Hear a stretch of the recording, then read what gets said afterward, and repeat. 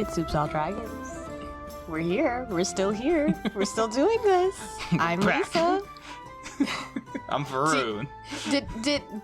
But from the audience's perspective, True, we've already been Did we back. ever leave? No. Yeah, we left. We still have our little hiatus, but our last episode was actually our first episode back. But this is our first episode back with a Patreon. Oh yeah, we're back with a vengeance, baby. Yes. Yeah. Now we're asking you for money so that we don't have to take breaks like that again. Yes. I forget if we talked about it on the last episode, but just yes, many IRL things came up all at the same time, and we're just like, you know what? Let's just take a break. Let's just take a nice little break. Yeah, no, for me, I got COVID. I had to move. I had like events happening that I needed to prepare for. I've been traveling all over the U.S. and to Trinidad and Tobago for multiple reasons. But yes, I'll plug it up here at the top. We've already got our first patron, but yeah, it's patreon.com/oopsalldragons. I guess I'll put it in the show notes as well. If you want to give us some support, just like a $5 or something like that, that'd be great. Helps keep the lights on. Helps keep me caffeinated. Helps, mainline caffeine into Lisa's veins. It's very necessary. And helps, and will help us do bigger and better episodes like the very special episode that is coming out very soon. We will continue to drop hints as that gets closer. We have plans to go to events. We kind of want to go to Gen Con and maybe even Comic Con or something, and trawl for material and for people to talk to at these events, because there are some really cool people who go to these things, and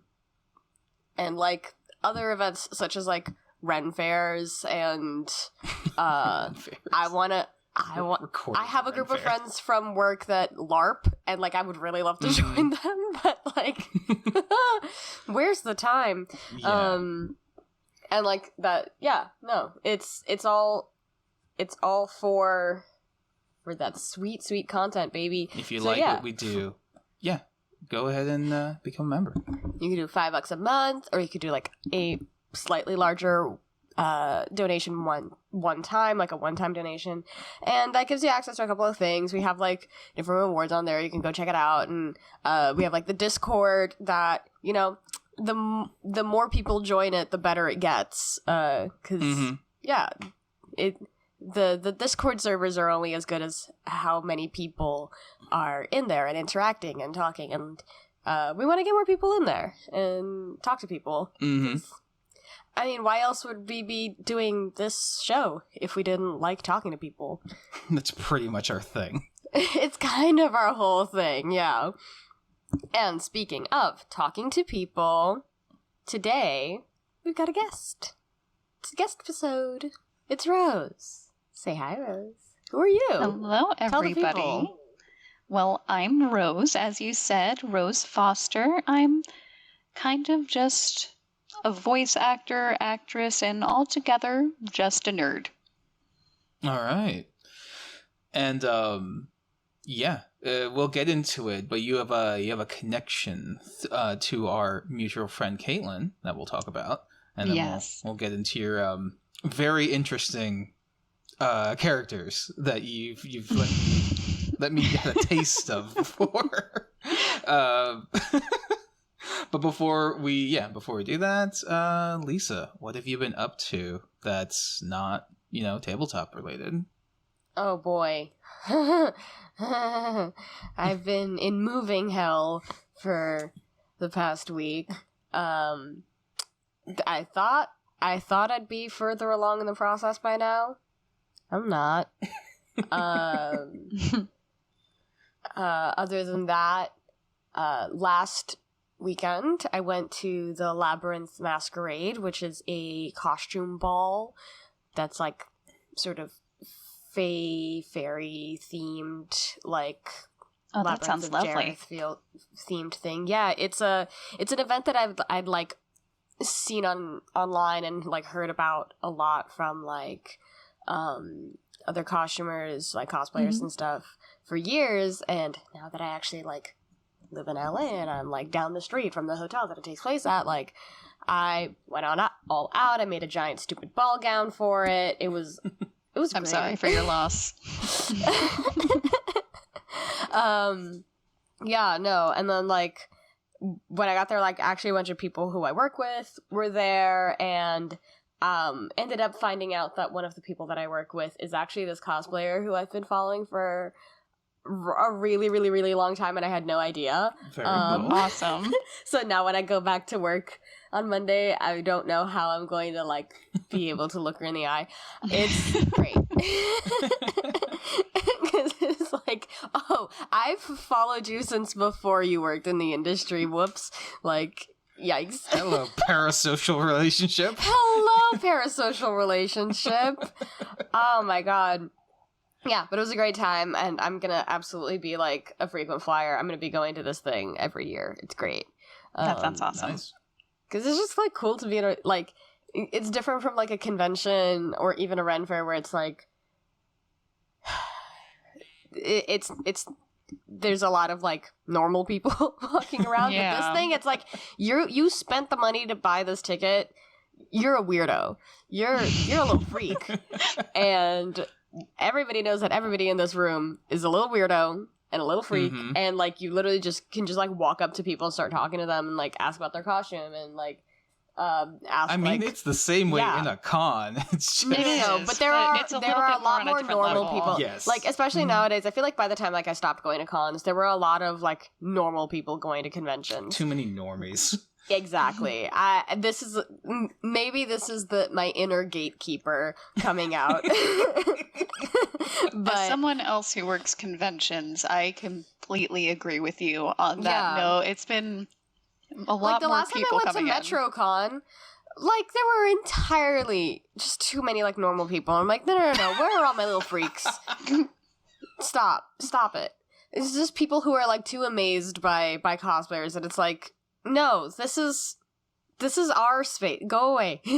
Go away. Don't look at us. You come into my house and you point and gawk at me? Stop. Go home. You haven't been to Dragon Con yet, right, Lisa? No. You have to go one day. It's beautiful. You're gonna love it. That's like I'm there are still quote unquote normal people who go there, but it's very different. Like you've been, Rose? Yes, I have. You going this year? This year, probably not. I'm kind of dialing it back a bit. I have acting obligations. Yeah, very cool. But yeah. If you want to see me go to Dragon Con, go to patreon.com/dragons.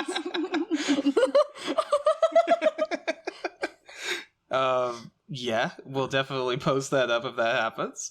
But yeah, isn't Dragon Con like one of the biggest cons for cosplay in general? It is. Beautiful. Is that the pool con? Which one am I thinking of? I think you might be thinking involved, but that's not a central part of it.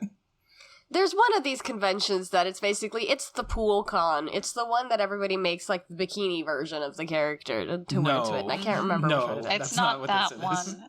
I know there's one down here in South Florida like that. It's called MizuCon, and it's completely based on summer. Yeah. MizuCon's a classic. I went to the first MizuCon back. Such a fun time. I think it was actually called something else, and then like the next year it was MizuCon, but it was the same con. I don't remember. It was something Matsuri, maybe? No, I'm thinking of Holiday Matsuri, which is was my completely different. Yeah, Hallmat was my favorite because it was always on my birthday weekend. I went to Hallmat once. I'm like, God, this is stupid. What? It's wonderful. Themed. Although to be fair, when I went to MegaCon and Hallmat, I was working those, so that'll do it. Yeah. I don't want to be here. I remember I think like it was like one of the first years of Hallmat was right when like Rise of the Guardians came out, that movie. So it was just like overrun with Jack Frosts. Jack Frost and Elsas everywhere. I kind of lived. Oh.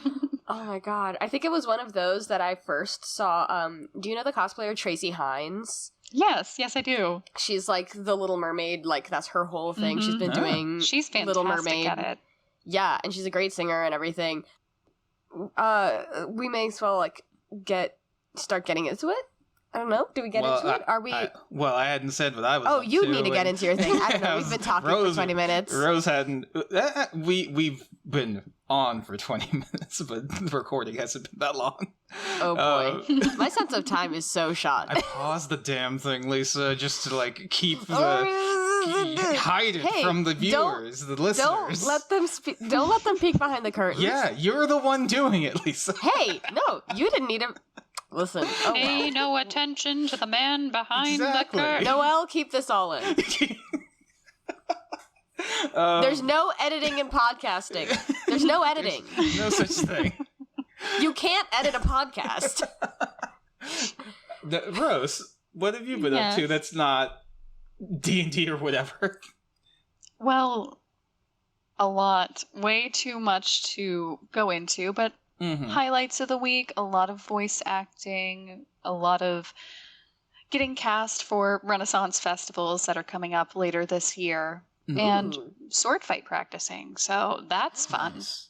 Other than that, costuming. So any roles you could talk about, or are they all hush hush? Well, this year, since it is finally publicly announced, for Suncoast in Florida, Suncoast Renaissance Festival, and then in Brevard Renaissance Festival, I'm going to be playing Margaret Howard. Okay. Which, if you don't know much about her, I'm not going to touch on it too much. She was, goodness, everything with Marianne, Queen of Scots. That just get a look into her.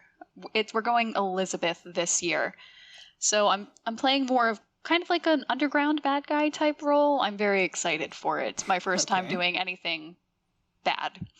I'm always a princess every single time. All right. And your sword fighting, is it stage fighting or is it It real is stage combat? Fighting. Okay. Oh my goodness, that'd be terrifying. No, I asked because I've done the combat fighting before. Yeah. Not with real swords, obviously, because I'd be dead. But getting whacked in the head. They are real really swords, but it is going to be stage fighting. Sure. I'm assuming you guys don't sharpen them, right? It's just... Well... Or do they? Well, kind of. A little bit. I mean, we try to keep them as accurate as possible. Oh, wow. We don't keep them, like, really sharp, but... Like chop off. They are swords. Okay. Very cool. Very cool. I've seen some of that, and it's a bit more about the show than obviously real combat because you're putting on a show, right? Exactly. It is more about the show. It is choreographed moves, but sometimes things can go wrong. With all stage combat, that's always how it goes. Mm-hmm. All right. Very cool. All right, and then just for me, for my side, I've been working through my various piles of shame. My Gunpla pile of shame, I've been building up a bunch of stuff and finishing them off, so a lot of sanding and painting there. And then my video game pile of shame, I beat Azure Striker Gunvolt 1 and 2. Very nice. And then I have the Luminous Avenger games before I go on to number 3. And then I also am most of the way through Digimon Survive. And then I also got the new ST Gundam Battle Alliance game that came out. So just a lot of games right now. That's exciting. Yeah, they're all pretty good. They're all very different. One thing I do want to bring up to like haters on Digimon Survive, I'm just like, have you never played like a TRPG by Namco Bandai before? Yes, it's like 70% talking. That's the whole game. I don't think they ever misrepresented what it was going to be. It's like a visual novel, right? It's mostly visual novel, and then there's some tactical RPG stuff that goes in there. It could definitely be better. I think it could use with some side quests in there. I think that could have like fleshed it out a little more. But the story itself is actually pretty engaging. If you've ever seen any of the shows, you're basically playing through one of the shows just with original characters, and they can die horribly. That's another thing. There's a lot of horrible death in this game, so that's been interesting. Yeah, that's what I've been up to. Man, what's it like to have time to play games? I make the time. I just budget.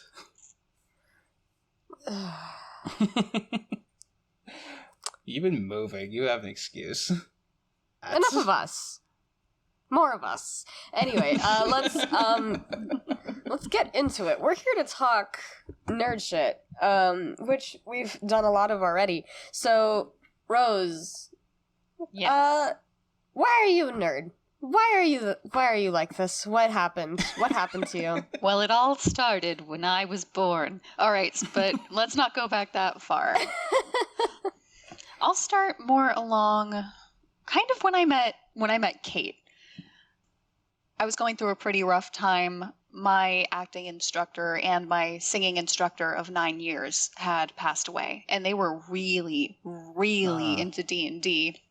And I kind of just cut off from the world. I did not want to act anymore. I didn't want to do any more singing. And at that point, I'd done so much. I was like, I'm just going to throw it all away. Whatever.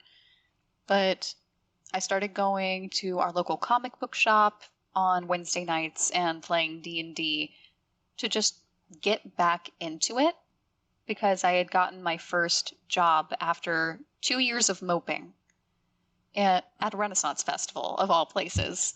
Mm-hmm. As one of the Commedia dell'arte troupe. So I was supposed to be funny and good with improv. And let me tell you, I was like neither of those things. Thing, yes.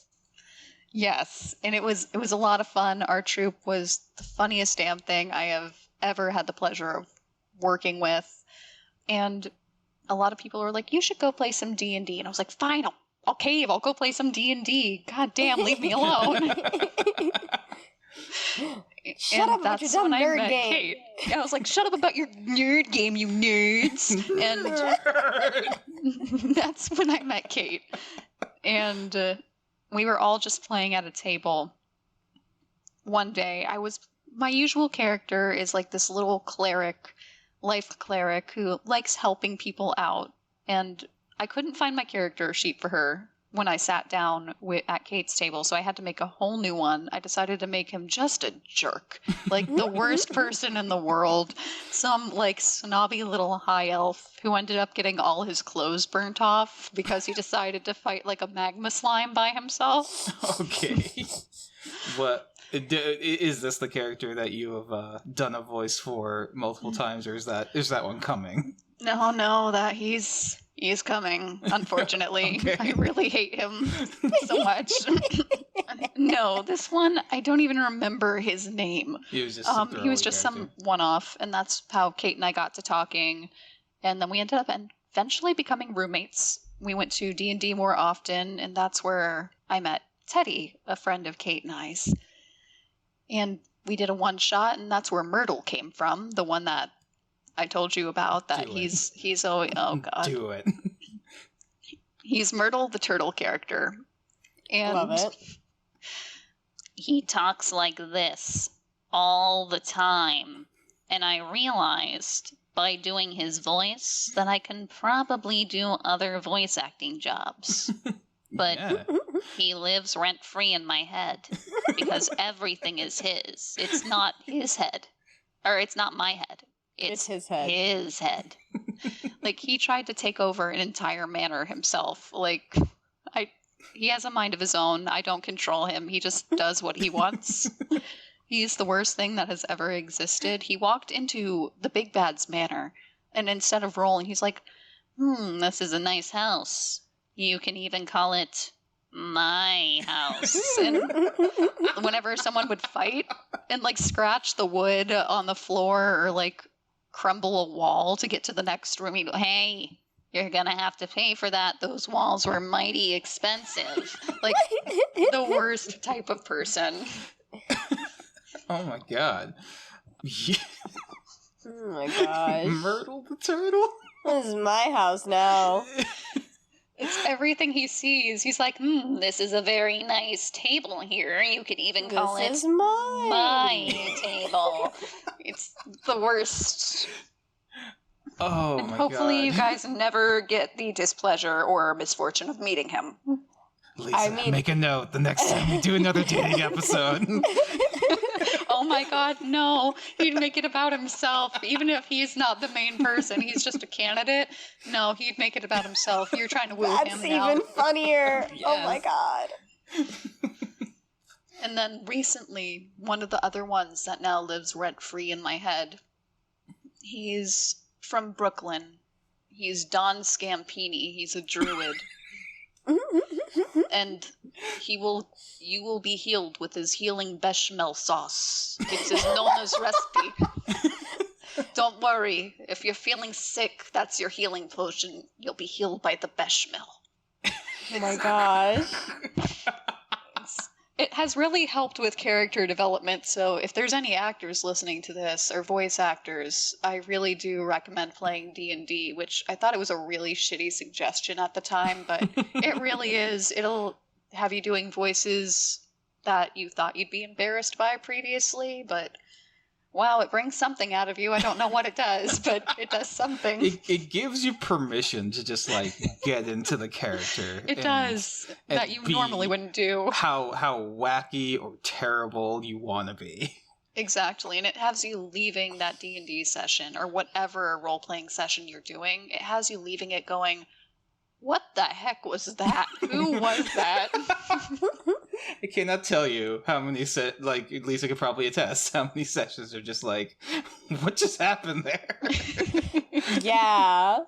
Where it's just like, wow, I really made a choice there.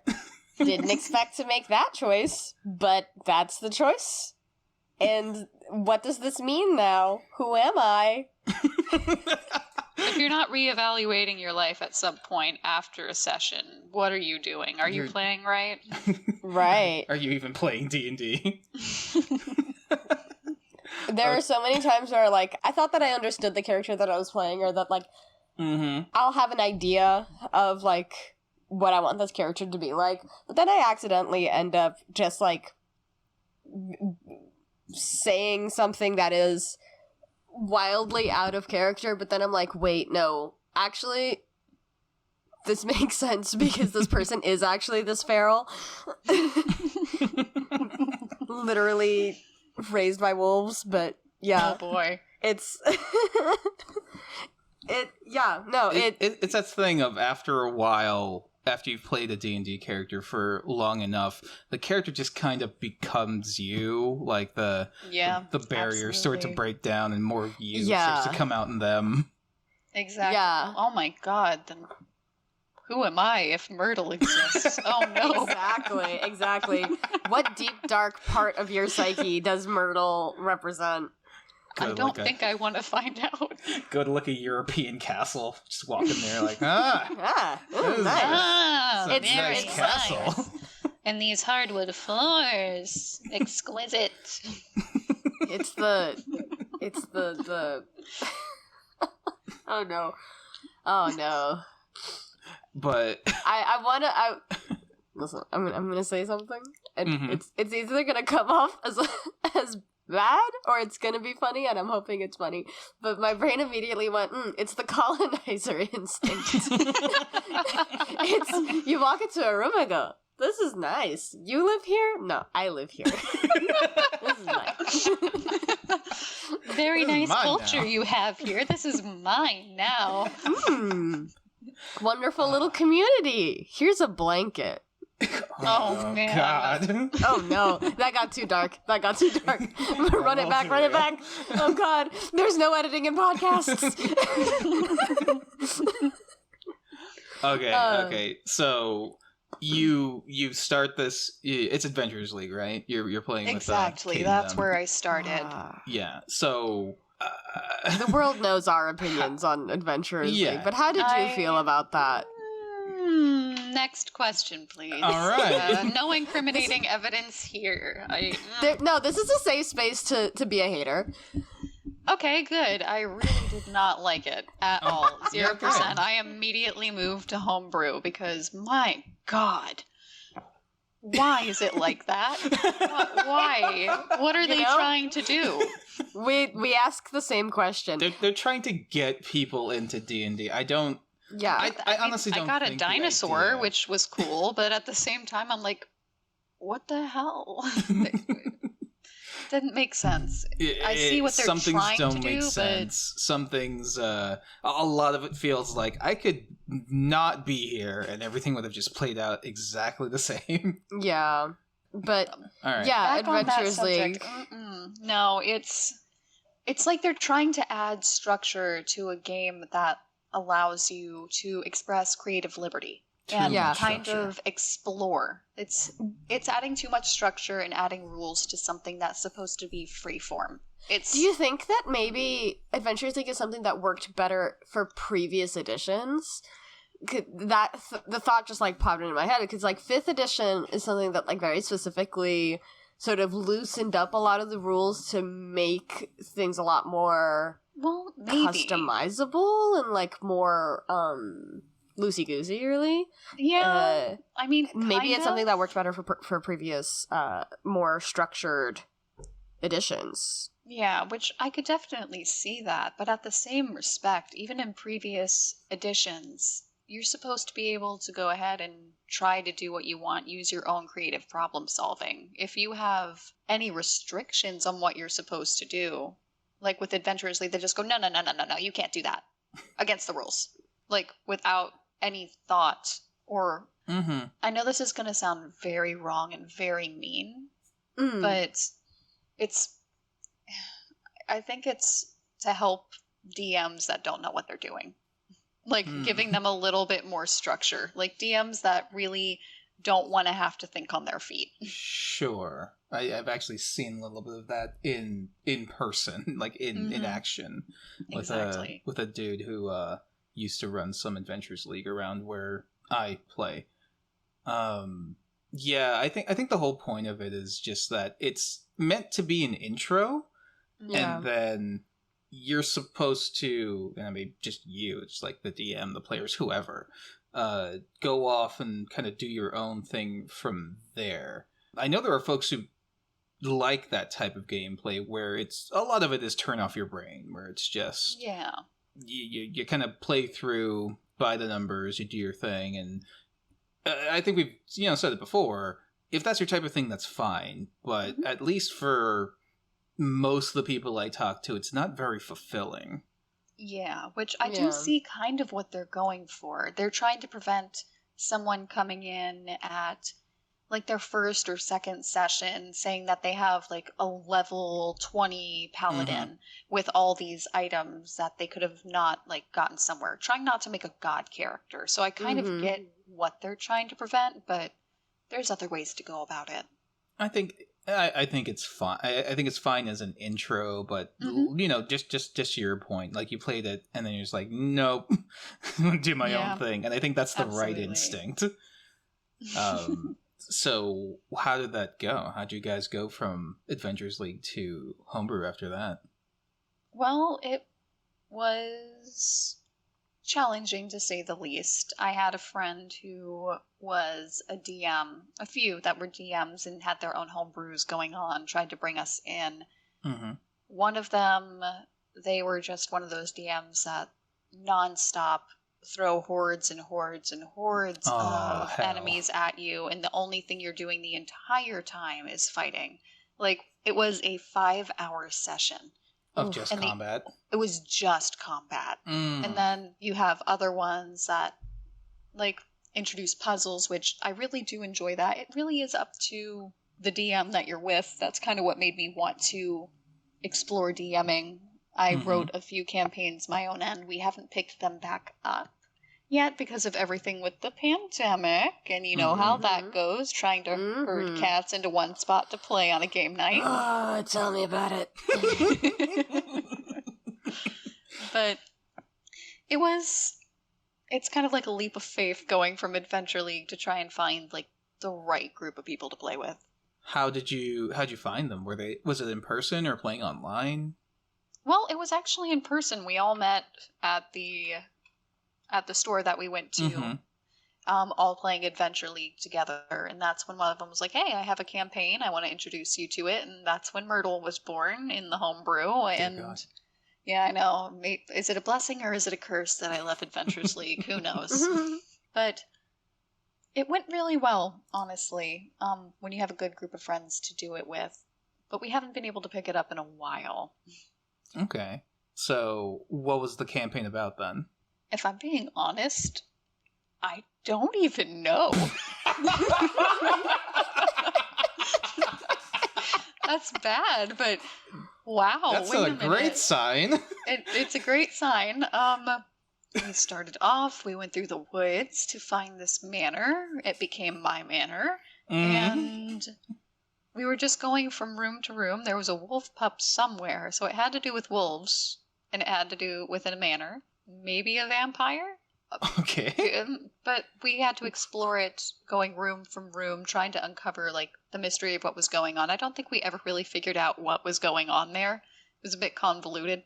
Okay. And then you guys stopped playing, or did you guys just leave the house and do something else? No, we did stop playing. We didn't get to continue on the story. We have, you know how it goes, trying to get everybody together to play the campaign. Okay.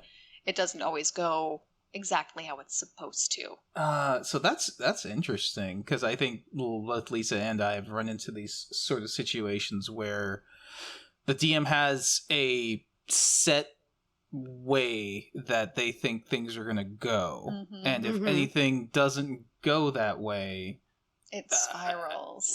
Things just kind of spiral. Like they haven't they don't know they either don't know how to think on their feet, or they don't know how to kind of reconfigure whatever they had before to match what you're doing now. Exactly. No, I completely agree with that. And as a DM, that's one of the challenges I'm facing right now, is my players make me think on my feet all the time.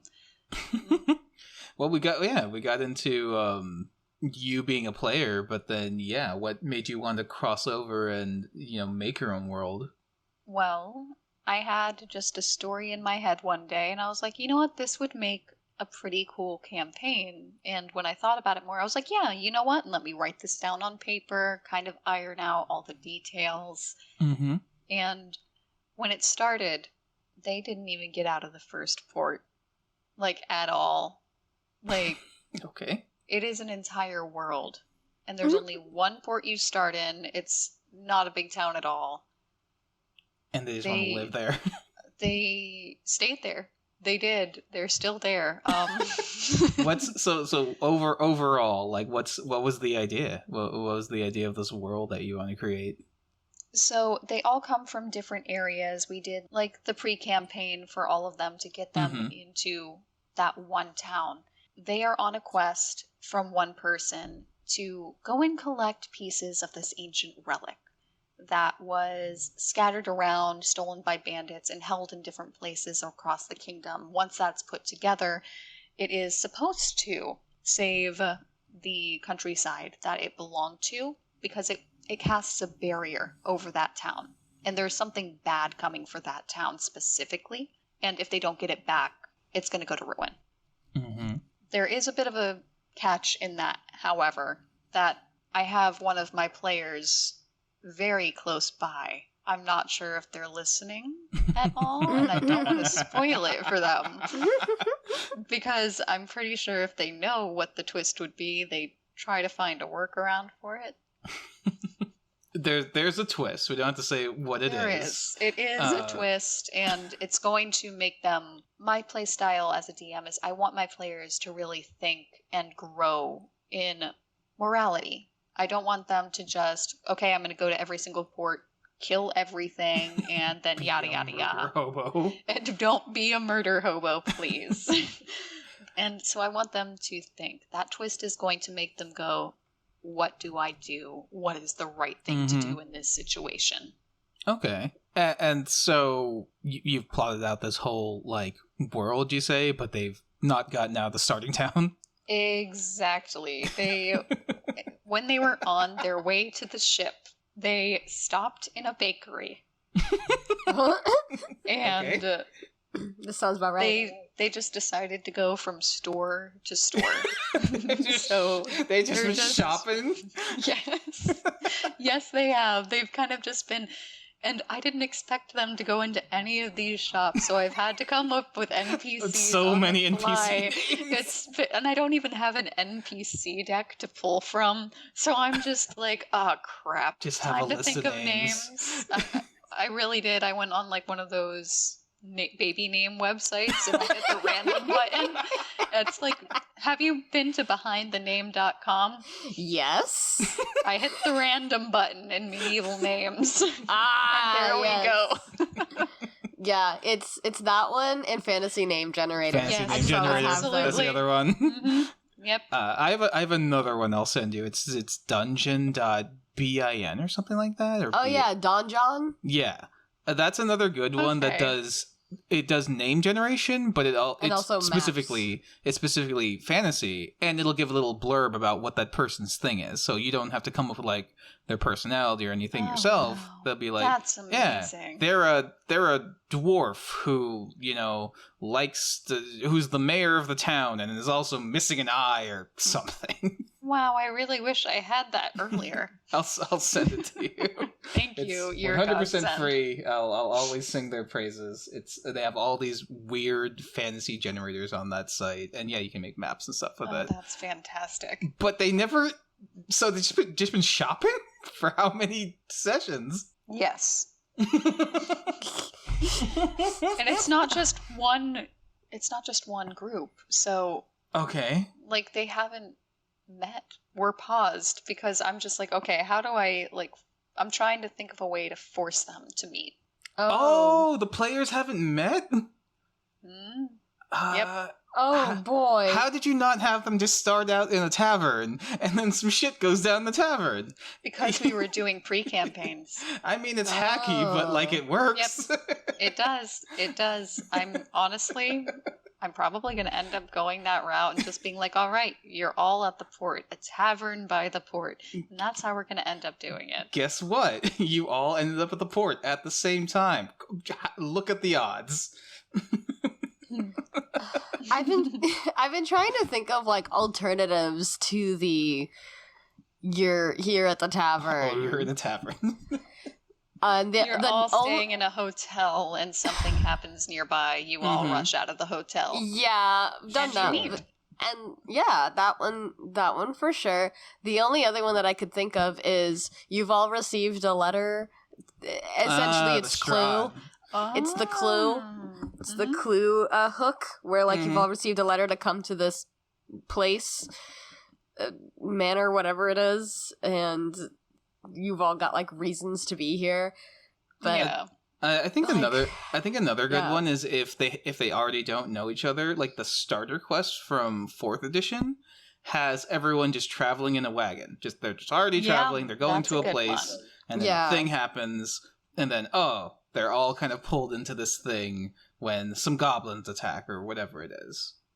Or if you know you have a bunch of heathens in your party, you can probably start them off in the jail cell. Yeah, trying to escape. Or you know what? They're all at the courthouse and they're all getting bailed out. And you're reading paladin is the one making sure everyone's safe. You're reading out their list of reasons why they were in jail in the first place. All of them are from the bard. Okay. So that's interesting. So if you're doing like pre-campaign, so that means you were like doing one-on-ones with each of the players? Yeah, I was trying to get them all to develop their character and kind of get a feel of who they are, get their personality worked into them, as well as what their morals might be, as well as on my end, get a feel of what their play style is. so I can work with it when I have all of them together in one spot. Okay. Which, it's so hard to get everybody together at the same time these days. Yeah. Weirdly, it was, like, towards the beginning of the pandemic, it was easier. Yeah. Because, like, yeah, you'd get everybody online. No one had anything to do. A lot of people were just home. Yeah, absolutely. And now as we are getting back into the swing of things, everyone has their jobs and normal lives to get back to, so it's understandable. Mm-hmm. And are all your folks local? Like, are y'all planning to play? God, no. 2 of them are in the house with me, so Kate and my partner. And then I have 2 in California. Oh. 1 in Michigan. Oh, boy. Just messing with all the time zones. Yep. Mm-hmm. Absolutely. It's going to be a nightmare. I haven't even tried to get them all together because it's... God. God. It's a lot of time zones. It's time zone central over here. Yeah. That's a tough one with just, non-in-person It'll happen games. Eventually. It'll happen. Have you guys had an actual session 0 where you got everyone together, not to play, but just to talk about... Oh, goodness. Absolutely not. Well, not everyone, because I couldn't get everybody. Mm-hmm. But you got the 2 that live with you? The 2 that live with me, and then the 2 from the other side of the world over here. Okay, that's mostly everyone. Yeah. It's still not perfect. You always want everyone there for a session 0. Because, yeah. Oh, no, I had to do those 2 separately. Oh, okay. No. I mean, get all together? Yeah. No, absolutely not. I've tried. I've tried to schedule, and the most problem, like, having the 2 here, it's very easy. Mm-hmm. But, like, getting the others to, like, all find a time, especially the ones on the other side of the earth. Mm-hmm. Or country, I should say. It feels like forever away. They're in China. They are the ones I have, like, they are the most wishy-washy out of everybody.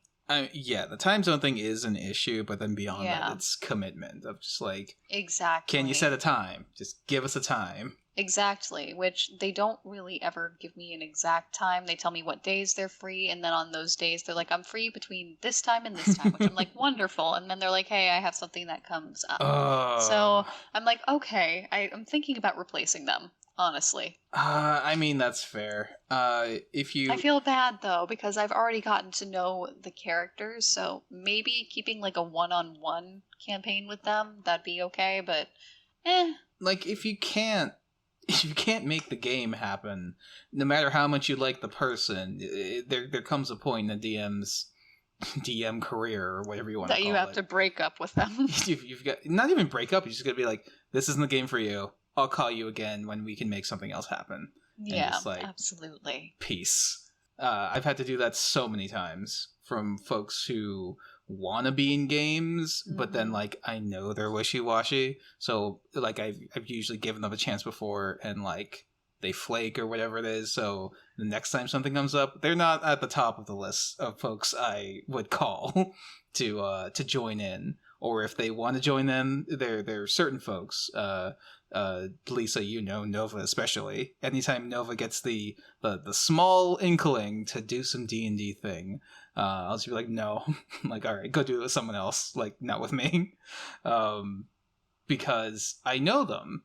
So I know that this want to do some D&D is going to last, like, maybe an afternoon. And I'm not gonna like make a whole campaign or whatever and organize all these people for you to immediately lose interest. Yeah. On the same note, though, I know a set of DMs that are like gods. They are gods.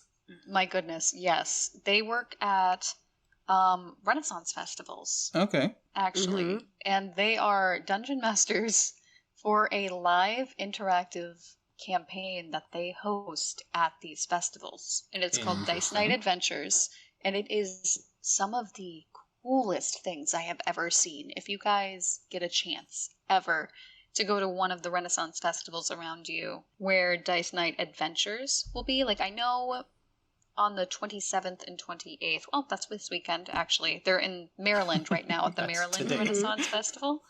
Today, if you go to the Maryland Renaissance Festival, they're there running their campaigns. And when I was playing a princess there, they gave me like all these diamonds and plastic coins to give out. Mm-hmm. They called it zenny, or whatever their currency is. Okay. To interact with the patrons, I had to make up a little quest, the princess's quest, and I would pay them a crap ton of money. Like, so much money. It's very interactive with the cast, and it is the most fun you will ever have playing any sort of campaign. So it's actual, like, D&D, like they're playing a game at a table, but they're they're walking around. Oh, okay. And so they it's like have a LARP dice. thing. Yes, but they have dice, they have encounters, and one of the main things, they came to me for inspiration, and all of them got an extra inspiration dice, and they were fighting a dragon, and like actually had to do D&D combat with it. Like they had to roll dice, they had to say everything. It was fantastic how they handled it. I do not know how they did it in a live environment. It was a mix of D&D and LARPing, and it was just amazing. Okay. So it's like folks in costumes, and then they're DMs and players, I assume? Yes, DMs and players wandering around the entire Renaissance Festival, collecting money, doing quests, and rolling dice. And it was the coolest thing I've ever seen. I can kind of think of how you would do that. You definitely need some, obviously, buy-in from the Ren Fair to do it, because they kind of roped you into it as well. But no, they do like every. I'm on their website, and they do like every Ren Fair except LA. Oh no, I'm so sorry. Well, when I see them again, I'll see if they're thinking about going over to LA. Hey, I'll check them out. They're in Florida at some point, I assume. Yeah, they usually end up coming down here. Okay. Jersey. I'll give them Brevard? No. Brevard, yes. Brevard. Yeah. That one is in December to January. Oh, that's Shameless like the only.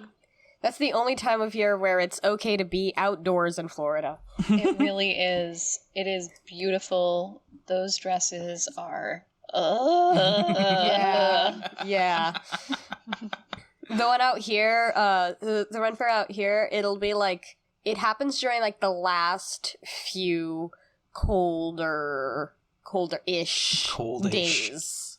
Like the last few like 70, like between 70 and 80 degree days before it's just like 90 degrees every day and you're just like dying. Yeah, like the last weekend for the one out here was like the first like 100-degree day. Oh my god, why?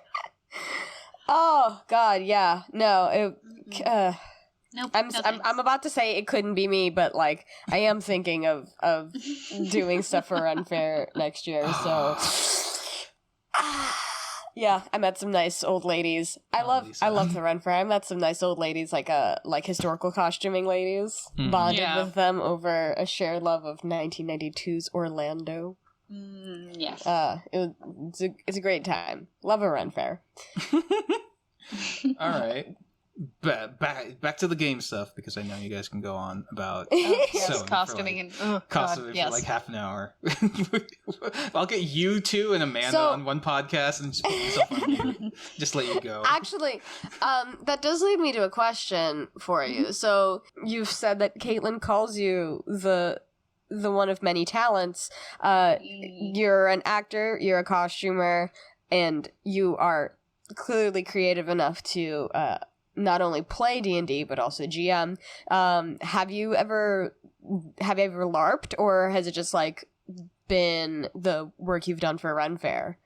So the most I've done is the working for Ren Fair. I really got into the circuit there and anything LARPing related when it comes to being an actress there. So once I started working at one, that was done. I have not.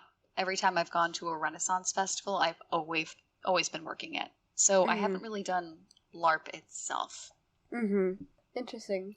It's always one of those things where I've always been a bit interested in it, but I don't think I've ever had that inkling to cross that nerd line into like, I'm gonna go dress up, go into the woods, and be an elf.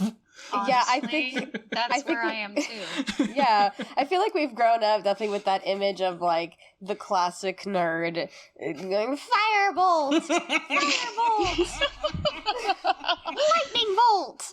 It's very that, and like that's part of it, and also like, it's just like. That's a lot of work, and it's so damn hot in Florida. It's so hot. Really it's so much work, and no like thanks. It's really nerdy. Like that is definitely like a threshold of nerdiness that once you cross that river Styx, you're not coming back. That, and in Florida, if you do end up wandering into the woods, you're probably gonna find a bog and end up in an alligator's mouth. Like I don't want to risk it, man. Panther, alligator, the panthers. possibly a bear. See, I would prefer an alligator to a panther or a bear because an alligators are lazy. They're lazy, and you run in a zigzag, and you hop a fence. But you can zigzag. Yeah, there's like a way of evading them. Those other two, they are also fast and smarter. So the only thing is, and they can turn. Alligators can't climb, but they can jump,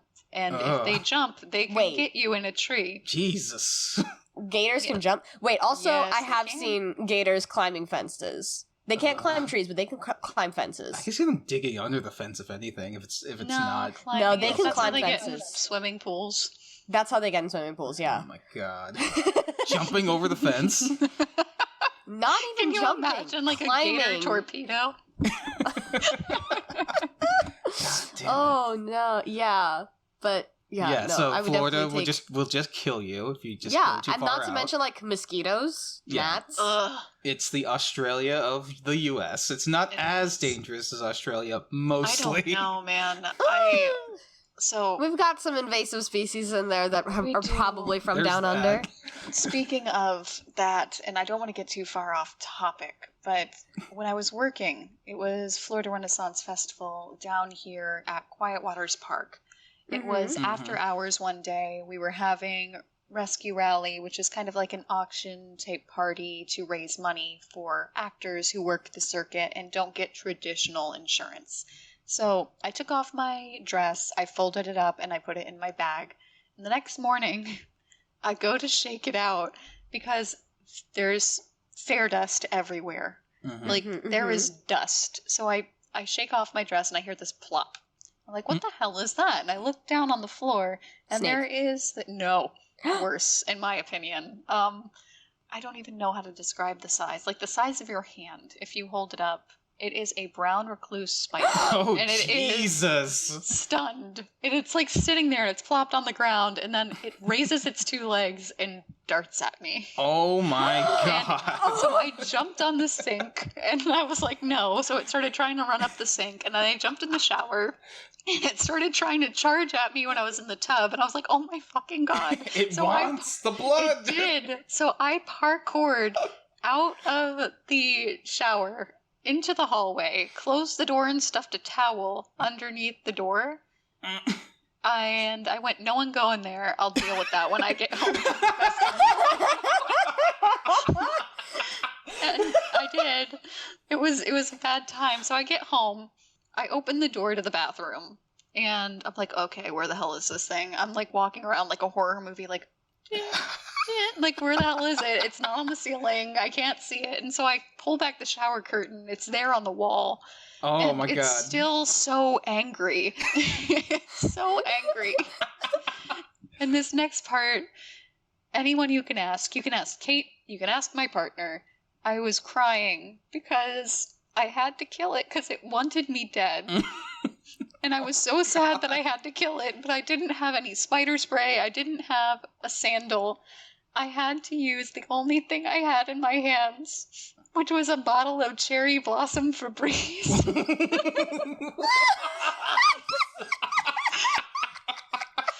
And it was very comical because you could see its little legs slipping as it was slipping on the cherry blossom Febreze, but it ended up dying in a puddle of it, and I think I cried for like an hour afterwards.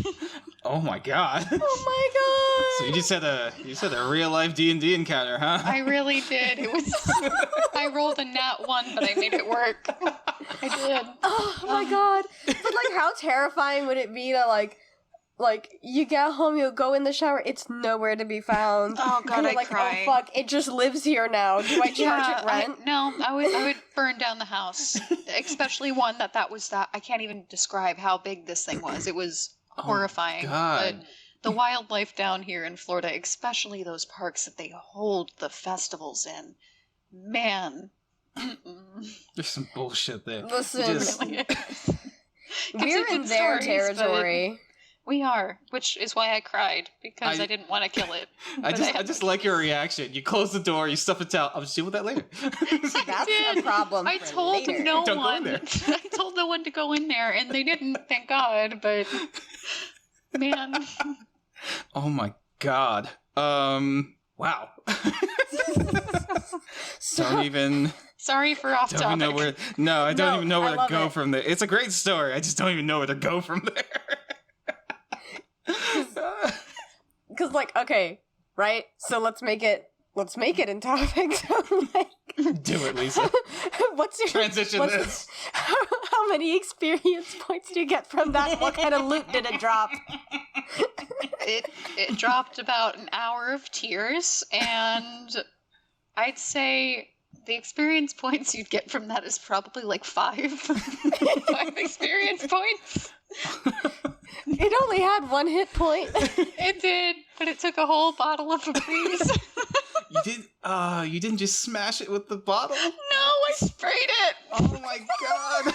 I didn't think to hit it. I didn't want to get close to it. So I just sprayed it from the doorway. Oh my god.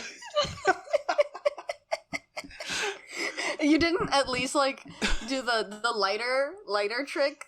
Make a No. little flamethrower? No, I was afraid to burn down the house. I just kind of kept holding the trigger on the Febreze until The aerosol will kill it eventually. Yeah. It did. There's Oh my enough god. propellant in there, yeah. Oh my gosh. Oh god. All right. Are there any other wacky D&D or fantasy related stories that you would want to tell? Honestly, I'm not too sure. Getting into the wacky side, I've already gone over Myrtle because he is an enigma. I don't really think there's many like really weird or wacky stories when it comes to D&D. Maybe it was the first time DMing. I was so green. Yeah. What was that like?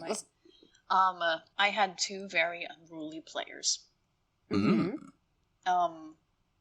They kept trying to do. It was the starter quest, like that one you get out of the box when you open Fandelver. the starter kit.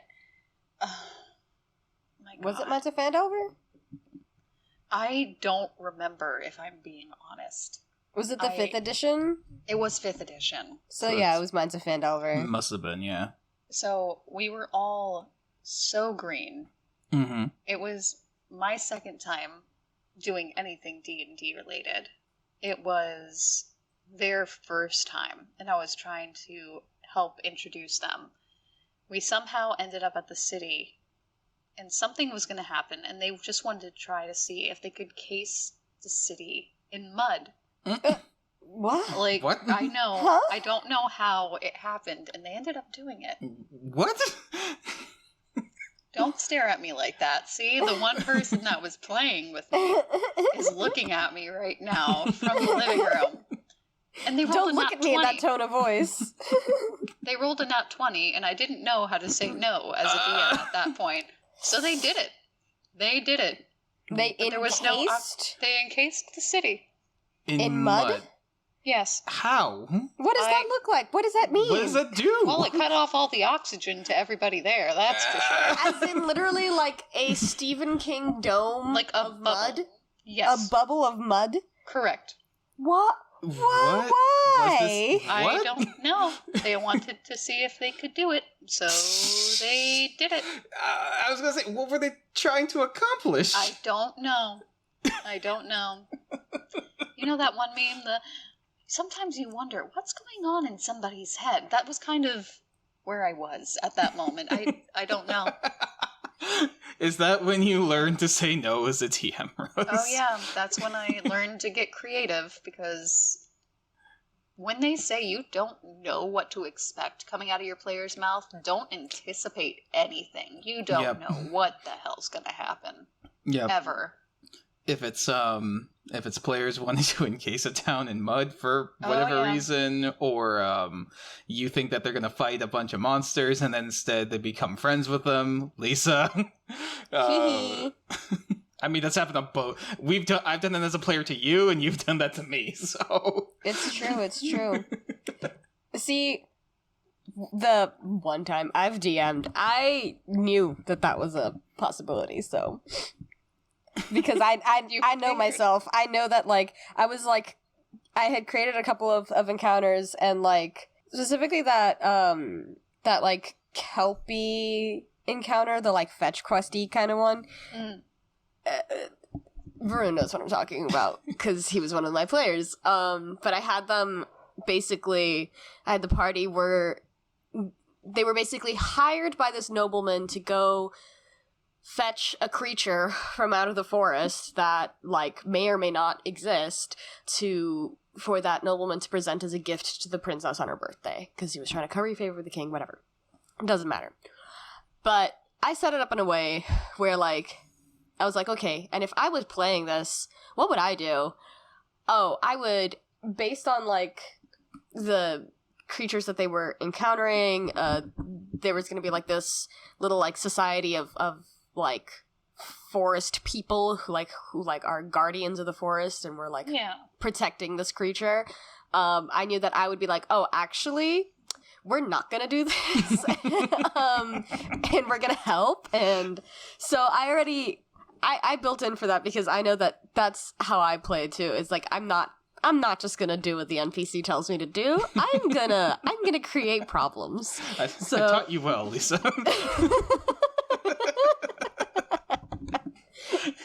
NPC tells you to do X, you do Y. Exactly. You can only plan for that so much, to, like, a certain extent, because, like, you never really know the kind of chaos that, like, can really happen. They ended up going and getting a different creature, and then, like, parading it through the streets so that everybody knew. Yeah, it was a very stinky creature, and then they were like, so we gotta convince them that this is absolutely a cool thing that we did. The best thing ever. Yeah, so they like paraded this very stinky, ugly, scary creature through the town. Dangerous creature, yeah. To be like, look, now everybody knows that this is what you did, so you can't back out of it. Oh my god. Oh, wow. And he was just like, I asked you to get me a pretty horse, and you got me this stinky creature. Horrible Sasquatch looking thing. Yeah. So... like, it's better. It's better. It's bigger. It's got better teeth. Look at it. God. It's so much weirder. And you know what? The princess was into it because she's a little freak, so. Oh my god. Did they have to roll for that to see if the princess liked it? I forget if we did, or if we just, I don't think you did. She was a weirdo, and then she liked it. Yeah, she was like this 12-year-old whose like hyperfixation was weird creatures, and she had like turned the castles. Like the castle had like this beautiful garden, like a Palace of Versailles type of like giant garden maze, and she had basically turned it into her personal zoo of like cryptids and creatures. And then like some idiot gave her a dragon egg, and that was like our inciting incident, and it was great. Oh, wow. A dragon egg that I immediately knew was a dragon egg and tried so hard to tell everyone it was a dragon egg and no one believed me. Oh my goodness. No, that's the worst. Yeah, I think like the... I think I rolled to figure it out. I wasn't just like meta-ing. I was like, is this a dragon egg? It's a dragon egg. wasn't being... I was also...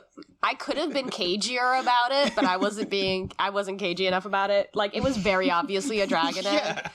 And they were trying to play it off as like, oh, it's long petrified. We found it in a mine. There's no way. It's just like a pretty decoration for your zoo. He was like, hey guy. This is a real egg. This is a real dragon. What are you doing? Varun knew it was a real dragon egg. The dragon that came and ruined the party knew it was a real dragon egg. This is mine. I'll go now. You want to steal my baby? I steal your baby. And then these two, and then the dragon stole the princess, and she's still out in the mountains somewhere. Yeah, that never got resolved. Very nice, very nice. You should resolve that at some point, Lisa. I should try to get the band back together for that. I kind of want to replay that from the beginning, because there are things I would do differently with that like first act, I guess, because. And like now I have a better idea of how I would actually play it. It would be like a shorter campaign. It would be like maybe like a 20 session campaign. It is not like super short. That would still take like 2 years given our pace. But I can see how it would play out. It would be like an up to level 15, maybe level 10. I don't know. I'd be willing to jump in. I have my rogue man who like is kind of a bad rogue, but well, if you ever need a turtle, yeah, honestly, Myrtle might actually fit right into this world. I really like. There's so much with that campaign that I kind of wanted to resolve, like we had started. Like I really wanted to resolve Steven's character, the elf prince, because like the kind of thrown to the wayside elf prince who just is in denial that his family has assassins and has exiled him. Because I did the classic thing of making the elves like super racist and xenophobic and a little fishy, just a twinge. And his character, he like kind of started to like question his family, because like he's the prince, so he started questioning his family too much, and so they were like, you know what, why don't you leave? Yeah, we're gonna just let you leave for sure. And then like assassins start coming after him. It was great. Man, we're all obviously like, your family sent these guys, and he's like, he's just like, no, they didn't. Yeah, no. The whole party were just like, who did you piss off? What did you do? And he's like, what? Me? Piss anybody off? What? Little old me?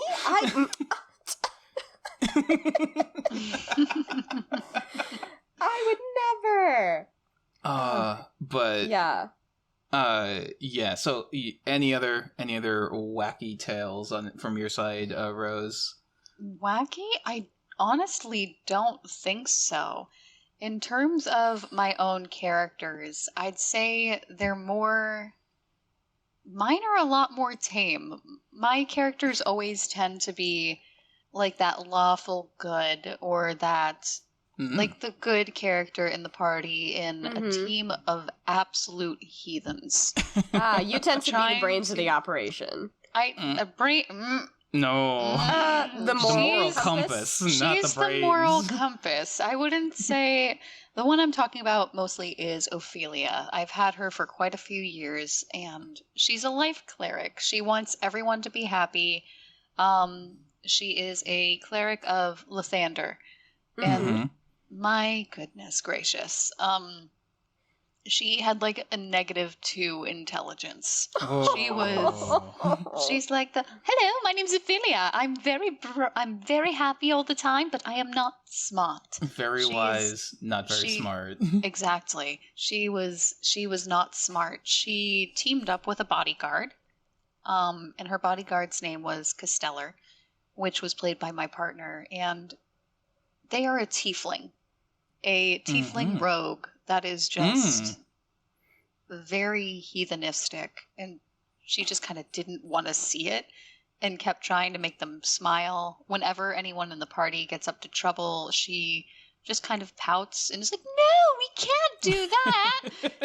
No. When they started killing monsters because they were attacking us, I was like, no, look, they're trying to be friendly. If we're nice first, then they're not going to attack. You're back.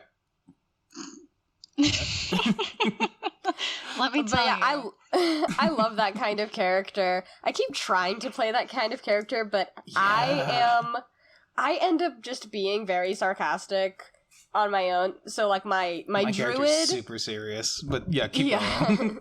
My druid in theory is supposed to be like that because I love a low intelligence, high wisdom character. Love that. Oh yeah, they're very fun.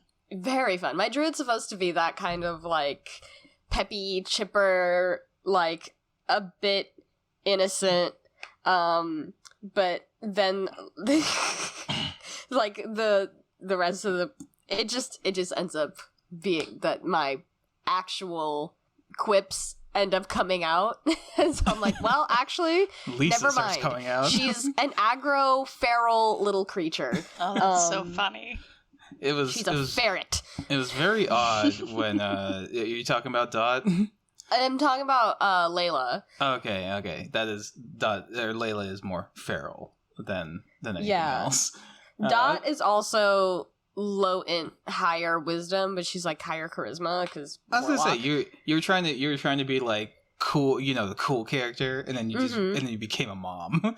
You became a mom immediately, and then you have to I'm definitely juggle that. Yeah, the first couple of sessions, it was definitely like I'm too cool for school, and then as soon as you I did not. You gave yourself a child by murdering its mother. Listen, oh choices were made. Choices were made.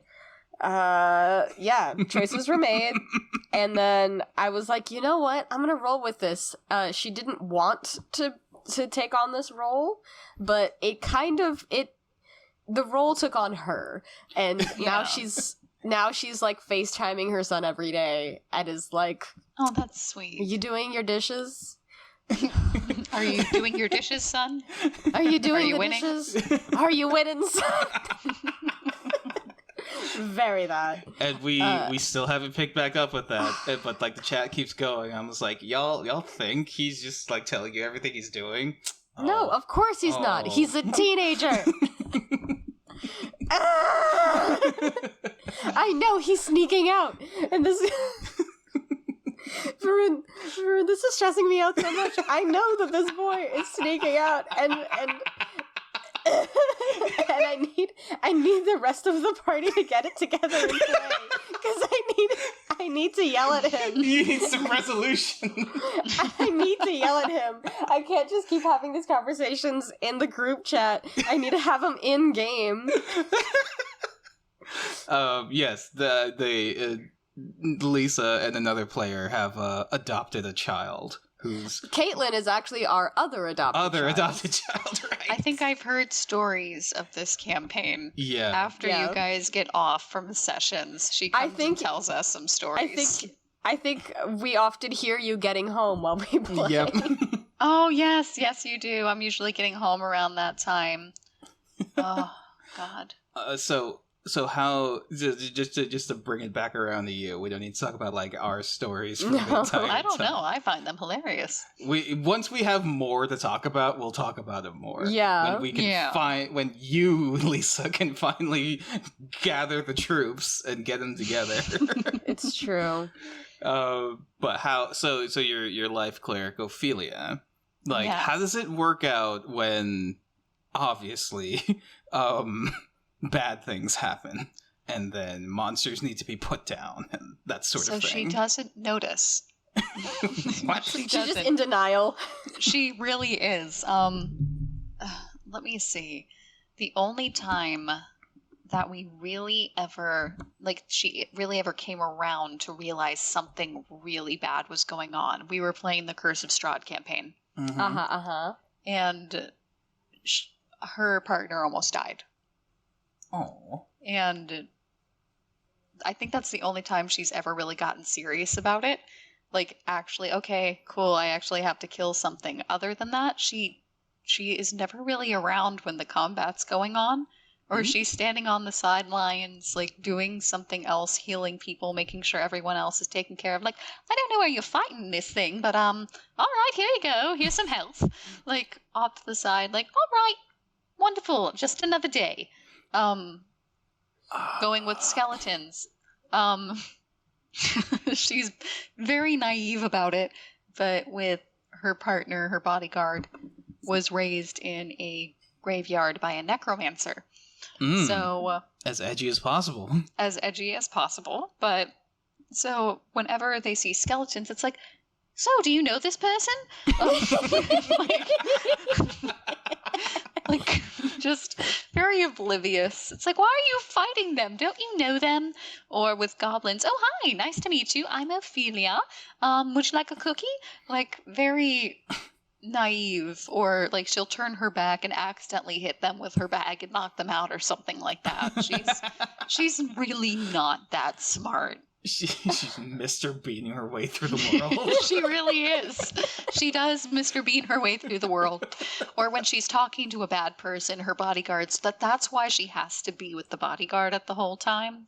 Because they're the ones taking care of the real problems while she turns her back. Like, where did the person go? I was just talking to them. I was going to get them a health potion. My just goodness. Just a blood stain where they were. like a smudge. They're burnt out of existence. Like, damn it, they eviscerated themselves again. Why do they keep Why do they keep exploding? Is it me? Gastella, can you tell me if it's me? Am I the drama? Pretty much, but she's so oblivious to it all that she is the most oblivious character. Even if she's fighting someone, it's like, here, let me help you. Psst. Oops. So, I gotta. So, like, has it ever come to a head where she just kind of realizes the life that she's in? For her, it's more of she likes to stay oblivious. She wants to see the good in everybody, and that's more of who she is. She doesn't want to think anybody is capable of bad, or if they are doing bad, there's a reason, and if she can help that, she thinks that she'd be able to turn them around. Even though sometimes it's stupid. Sometimes it has, like, as I said, when her partner almost died, she had to face the facts of, okay, no, this person is actually really bad. Which she does have some pretty powerful spells. I don't exactly which one I cast off, but it did end up... Like she ended up... and all that stuff? Yes, she does. And she ended up killing the big bad, and it kind of made her like reevaluate like everything and all right, what do I do if something like this happens again? I don't want something like this to happen again. How do I tell the bad from the good? Interesting. And just based on what you're saying, I don't know if any of your campaigns have ever gotten far enough along where maybe she's had to reevaluate the way she looks at the world. She's getting to that point. She hasn't gotten there quite yet, but I'm sure it'll happen soon. We haven't gotten too far along. I haven't played her in a while, but I definitely believe somewhere down the road as we get farther along in one of them, she's probably going to look around and be like, okay, I have to stop seeing the world through these bright, bushy eyes. I need to see that there's actual danger out there that needs to be taken out. And really work to make the world a better place, because that's really all she wants is a safe world. Okay. Yeah. Yeah. I think both of us have had those, Lisa and I have had those situations where characters will, start off one way, and something will happen that challenges their worldview. Yeah, and it's interesting to kind of work it out in character. I think my character in your game, Lisa, Red, the very pious rogue who also got like the Sunblade or something like that, or Sun Sword. So he thinks of himself like a holy avenger, even though like all of his skills are meant for like thieving and assassination and all that sort of stuff. Eventually kind of coming to grips with that a little bit. It was interesting. We met like a witch and all that stuff, and that was kind of I think there was definitely more we could have done before that campaign went off, but I don't know, you might also do the restart one day, so I'll keep them in the back pocket. Yeah, I wanted to do more with the Baba Yagas kind of thing. For another day. You said that you ran a campaign. How far along did you get in that?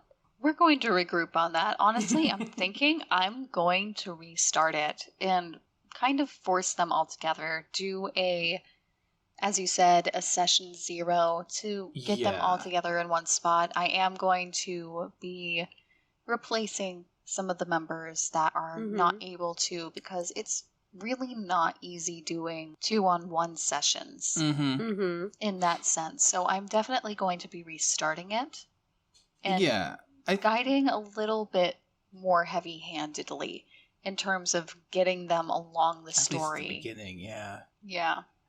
I think that's absolutely fine. Like, and it's totally okay. Like, it should be totally okay for you to talk to someone out of game and say, "Hey, we've been trying to make this thing happen.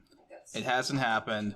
The time zone, your work, schedule, whatever it is, like, it's nothing against you. Just like, I'm gonna have to find someone else."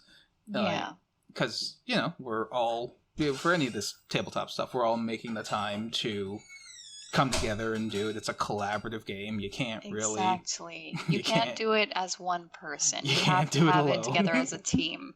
Yeah. One thing that I've found over time, and I think it's working, is even though you're the DM, you can outsource the scheduling responsibilities to someone else. That doesn't have to be you. That's why I've had Lisa like, "Hey, I've had content for like a year ready to go. You get some cats in the room and we'll play.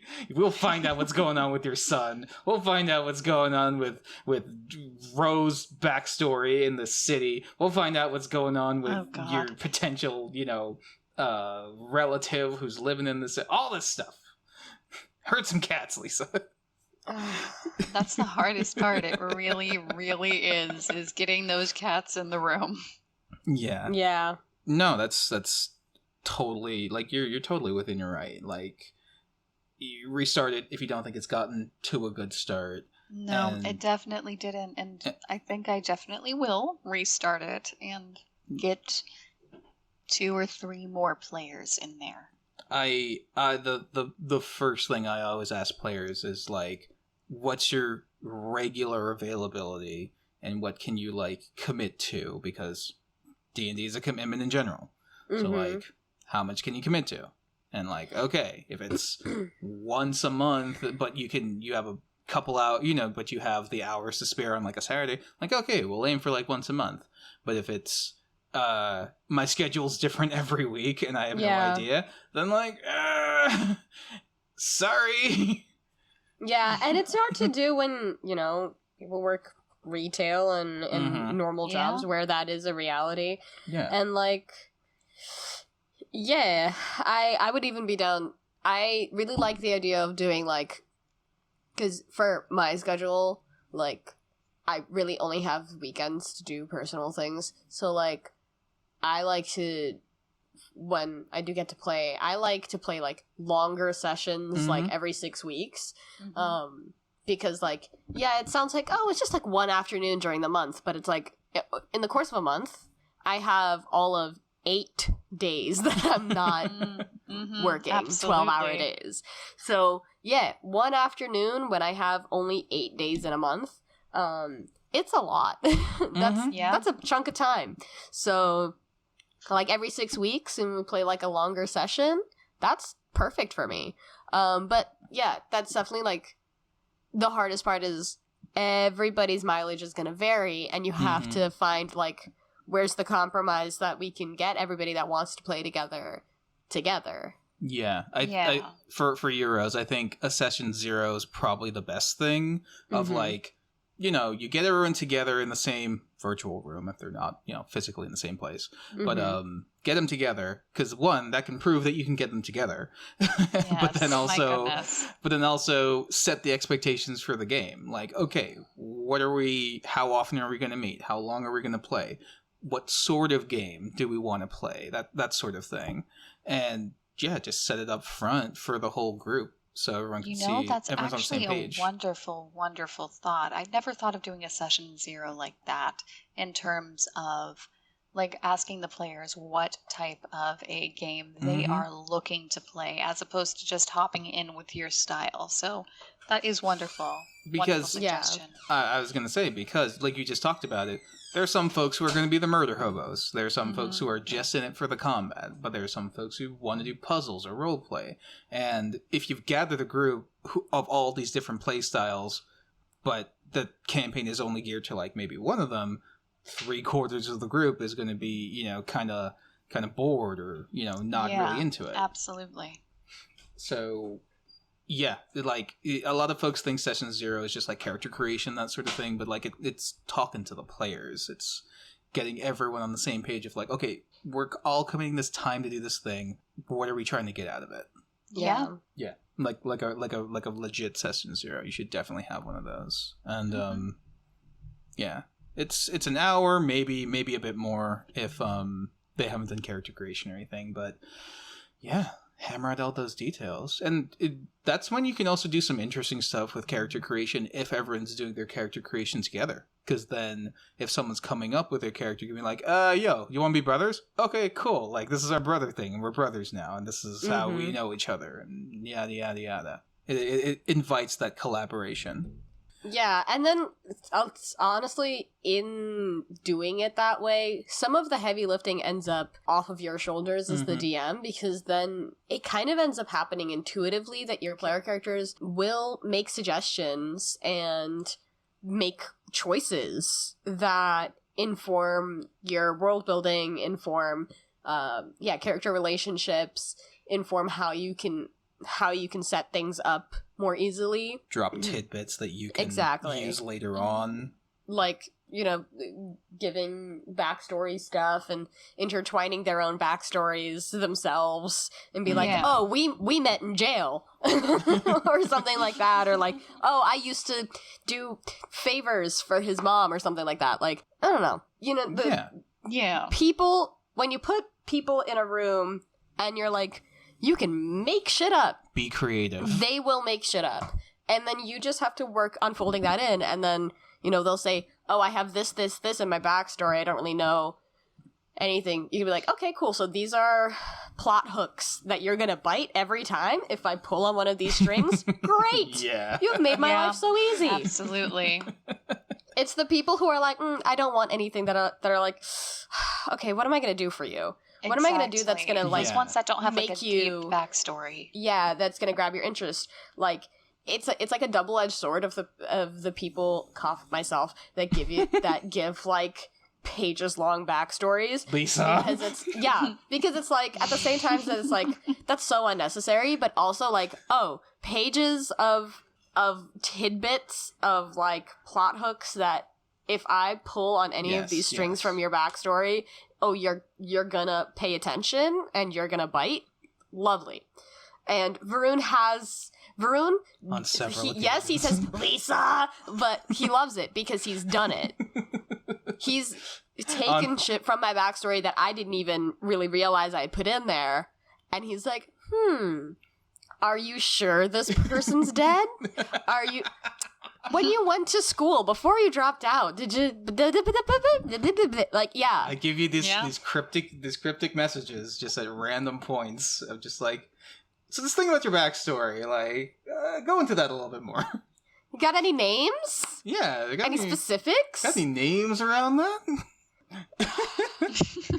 But yeah. I'm always of the mind of, like, get your people together first, prove that they can get together once. Exactly. Yeah. And then, and then definitely something I'll live by going forward. Get some backstory out of them. If it's not a book, bullet points. Give me some bullet points are great. It doesn't have to be pages and pages. I prefer it because then I have a very wide thing to work with, and then I can drill down into it with that person one-on-one if need be. Mm-hmm. Yeah. The cryptic questions, the cryptic text messages that, like, you're sitting there, you're minding your business, and all of a sudden it's like, hey, what was so-and-so's name again? Blah, blah, blah. Yeah, what was your long-lost father's name again? Just for no reason. Yeah. I was like, did you make any enemies in college? Like, what does that mean? What does that mean? And you're sitting here like, whoa. You, Caitlin, Saul, everyone else I play with know if I'm texting you about stuff like that, it's gonna be important at some point in the future. But I also feel like that it freaks us out, so sometimes I'm like, is this a red herring? Are you mind gaming me right now? Yeah, is this a red herring? Or it's gonna become important at some point in the future. Is me thinking that it's a red herring, and it is actually gonna be important? Like, how many, like, I know that you know that I know. Yeah. But do you know that I know that you know that I know? Yeah, there's a lot of layers. Yeah. There's definitely some things I've asked you guys about that I just never use. Not to say that I haven't done stuff with them or haven't built things around them, but maybe you just never came across that thing, or it hasn't happened yet. I get it. I gotta herd cats. Whatever.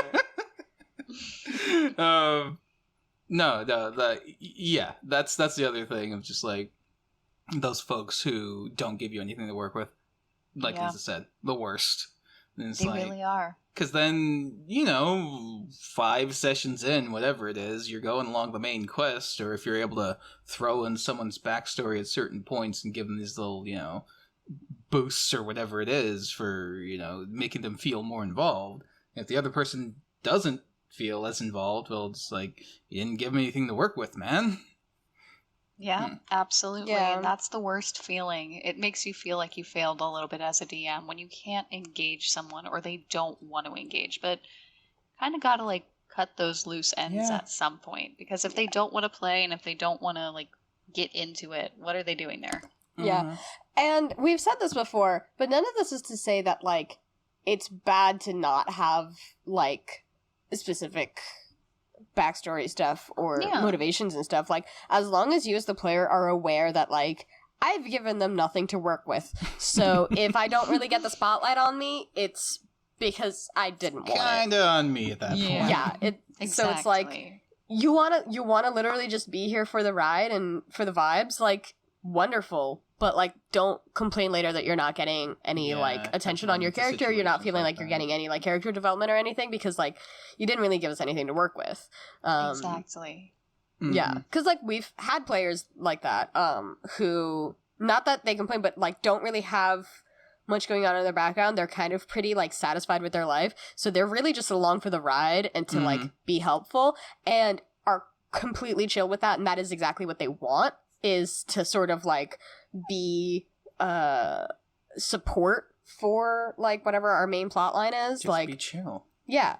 To just, like, I still found ways to fuck with them, though. Yeah. I still found ways. Yeah.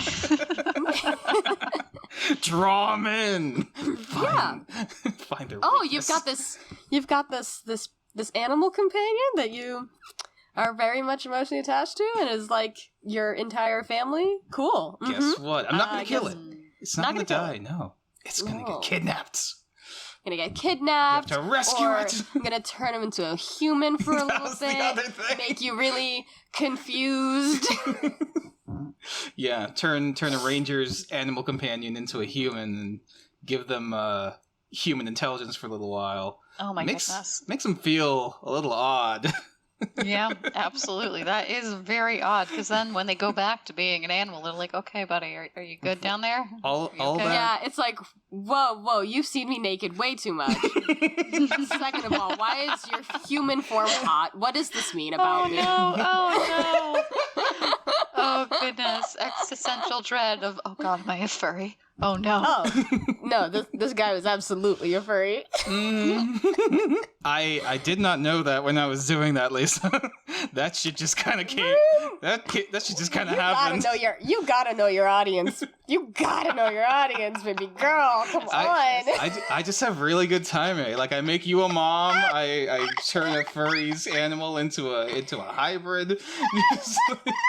It's like I just have good intuition, man. What can I say? Man, for someone who's like, it's very funny to me that you're just like not a very online person. Because like if you were, you would have been able to like read that on that player immediately, and been like, this is gonna be way more. This is like you would have had like way more fun with that than you already did, and you did have a lot of fun with that. Oh yeah, it was great. It was great. It was a good time. And I think that's ultimately it, right? Just have a good time. We're here for a good time. Yes. It's a game. Yes. It's games. Yeah. Okay. So I think we've been talking for like we have a good episode. We're having fun here. We have a chunky episode here. So Rose, yes. Are there any lessons, like last things, any lessons you would want to impart to any new players or DMs looking to play? Any new players or DMs, just let go. Don't be a stickler. Don't be too afraid or shy to explore a new character. Kind of go with the flow. And yeah, that's really it. Just don't be afraid to try something new, or don't be embarrassed about something. Sure, feel embarrassed for something your character is doing afterwards, but let them do some embarrassing stuff. Like, just don't hold back because you're being a stickler yourself. Love that. I love that. Awesome. Yeah. So I think that's a pretty good episode. Yeah. Do you have anything that you'd like to plug or promote? Anything that you've been working on that you want to like tell the people about? Unfortunately, I'm not really able to give out too much of my information in terms of stuff I'm working on because of NDAs and such. I won't really be giving out any of my social medias because all of my voice acting work, and it's not NSFW, but I am staying under a pen name, and I don't want people who have heard me talk as that person on different podcasts to kind of put two and two together. So I'm going to remain like the little rogue that's hiding in the background, or one that runs from room to room uncovering monsters and then runs away. Well, when you're big and famous, we can reveal, we had her on, and you can pull the blindfold off. Have me back on, and I'll talk about it a little bit more then. Okay. Not a problem. So, yeah, Lisa, you're also the outro boy. Okay. All right. Thanks for joining us today. We've had a lot of good times. We talked about a lot of shit. If you like us, listen to more of us. You know, you found us once, you can find us again. YouTube, Spotify, they like when you iTunes, listen. YouTube, Spotify, We're on all of the things now. I forgot to mention that up top. I got us on Apple, I got us on Google, I got us on all the things. All the platforms, finally. Yeah. Pandora, leave all of them. reviews. Ooh, Pandora. Leave reviews where you can. Preferably good ones. Leave comments on the YouTube channel. Like, comment, subscribe. If YouTube has taught you anything, negative or positive, engagement is engagement. Engagement is engagement. Yeah, if you think that we're annoying and should shut up, say that. We're not going to, but, a comment's a comment. Yeah, exactly. Find us on Twitter and Instagram. We're working on posting more, and as we start going to more events and doing things, we'll start posting more and more. And I've got like a collection of memes and stuff that I want. I want an excuse to put somewhere. Yeah, Gen Con passed this year already, so that's out. Yeah, probably next year. Dragon Con, I don't think we're going to be able to make that because that's in like a week, and I've done no plans around that. So again, probably next year. But other cons in between. Yeah, and if you want to help us get to those next year, go check out our Patreon and join us on the Discord and chat with us on there. I'm always looking at it, and I'm pretty sure so is Varun, and so is the rest of our team here at Oops All Dragons. So with that, I think that's everything, right? Yeah. I did the like, comment, subscribe. I did the Patreon. You said it. You said the thing. I said the things. Cool. All right. Now we can go home. Yeah, let's call it a day. Goodbye. Bye.